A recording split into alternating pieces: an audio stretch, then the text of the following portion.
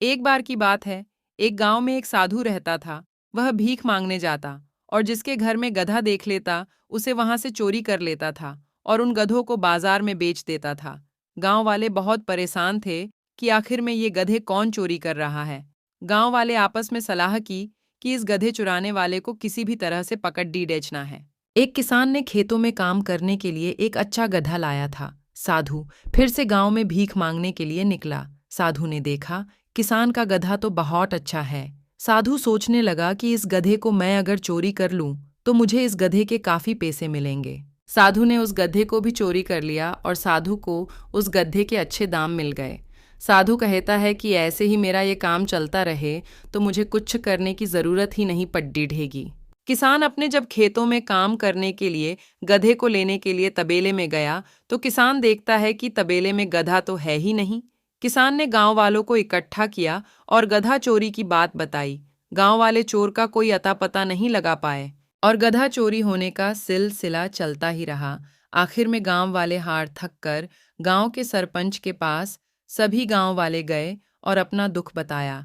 सरपंच बोले, चिंता मत करो, मैं कुछ उपाय करता हूँ। गांव वाले सरपंच के यहाँ से चले आते हैं और सरपंच जी ने एक तरकीब निकाली। सरपंच जी ने सोचा, क्यों ना गांव वालों के यहाँ एक एक खूंखार भेड़िया बांध दिया जाए। इससे जब चोर आएगा तो भेड़िया उस चोर को मारकर खा जाएगा और गांव वालों की परेशानी दूर हो जाएगी। सरपंच जी ने गांव में एक सभा लगाई। एक पेड़ डीडीएच के नीचे सभी गांव वालों को इकट्ठा करके कहा कि आप सभी को अपने घर पर एक भेड़िया बांधना होगा। जब चोर आएगा तो भेड़िया उसे मारकर खा जाएगा। तभी उस सभा में से एक व्यक्ति सरपंच जी से कहता है कि सरपंच जी, हम भेड़िया कहाँ से लाएंगे।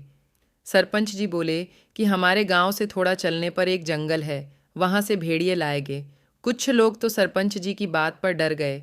सरपंच जी बोले, ये वक्त डरने का नहीं है। गांव वाले सरपंच जी की बात मान लेते हैं और गांव वाले जंगल जाकर एक एक भेड़िया ले आते हैं और घर पर बांध देते हैं।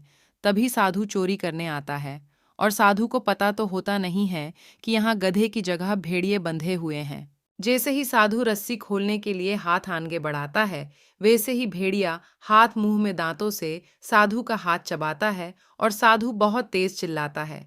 तभी गांव वाले दौड़कर उस साधु को पकड़ लेते हैं और उस साधु की अच्छी तरह से पिटाई कर देते हैं और साधु कसम खा लेता है कि अब मैं कभी चोरी नहीं करूंगा। कहानी से सीख, हमें कभी भी लालच नहीं करना चाहिए, हमें हमेशा ईमानदारी से रहना चाहिए।